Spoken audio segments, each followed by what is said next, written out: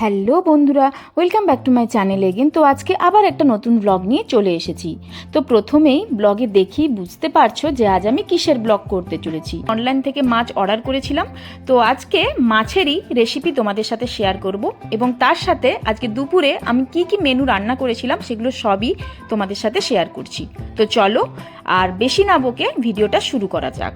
প্রথমেই অনলাইন ডেলিভারির পর প্যাকেট খুলে মাছগুলোকে বার করে আমি একটা পাত্রে ঢাললাম। এই যে দেখো, মাছের সাইজগুলো বেশ মোটামুটি বড়ই ছিল।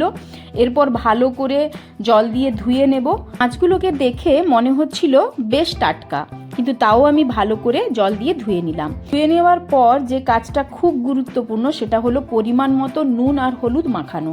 এখানে দেখো প্রয়োজন মতো পরিমাণ মতো নুন আর হলুদ নিয়ে ভালো করে আমি মাছটায় মাখিয়ে নিলাম এবং তারপর কিছুক্ষণ ঢাকা দিয়ে রেখে দেব, যাতে নুন এবং হলুদ ভালো করে মাছের মধ্যে ঢুকে যায়। প্রায় মিনিট 20 রাখার পর একটা কড়াই নিয়ে তাতে পরিমাণ মতো তেল নিয়ে মাছগুলোকে আমি ভেজে নিলাম। এই যে দেখো, মাছ ভাজা হয়ে গেছে। আসলে ভিডিওটা রেডি করতে গিয়ে সেই সময় ঠিকভাবে ভিডিওর ক্লিপ না নেওয়ার জন্য পুরোটা তোমাদের দেখাতে পারিনি। মাছগুলো ভাজার পর আজ আমি রান্না করব মাছের টকের রেসিপি। তোমরা এই মাছের টকের রেসিপিটা দেখতে থাকো, আর সাথে সাথেই আমি তোমাদের সাথে কয়েকটা কথা শেয়ার করে নিচ্ছি।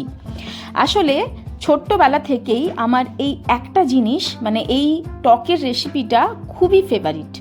আমি টক খেতে যাকে বলে এক কথায় প্রচণ্ড ভালোবাসি। এই টকের রেসিপিটা এত পছন্দ হওয়ার একমাত্র কারণ হলো আমার মা। সব সন্তানদের কাছেই তার মায়ের রান্না সবথেকে ভালো হয়, সবথেকে সুস্বাদু হয়। ঠিক তেমনই আমার মতে এই মাছের টকের রেসিপিটা আমার মায়ের থেকে ভালো মনে হয় কেউ রান্না করতে পারে না।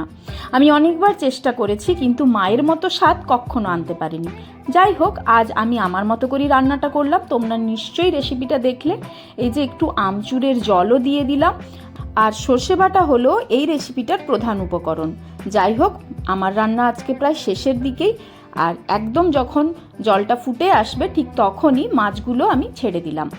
আর এই যে আরেক দিকে আমি রান্না করে নিচ্ছিলাম মূলো আর পালং শাকের তরকারি, সেটাও সর্ষে বাটা দিয়ে, একদম ইজি। আজকে আমার রান্নাঘরে দুপুরের মেনু ছিল এই দুটো পদ। একটা হলো মূলো দিয়ে পালং শাকের তরকারি, আর সাথে রুই মাছের টক। তো যাই হোক, রেসিপিগুলো কেমন লাগলো এবং আমার রান্না কেমন লাগলো অবশ্যই সেটা কমেন্ট করে জানিও। আজকে এই অবধি, এবং পরে আবার নতুন একটা ভিডিও নিয়ে আসছি।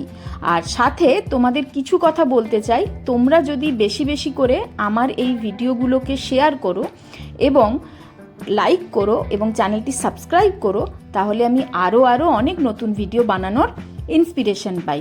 আর সাথে কমেন্ট করে অবশ্যই জানিও তোমাদের মায়ের কোন কোন পদগুলো তোমাদের ভালো লাগে। টাটা।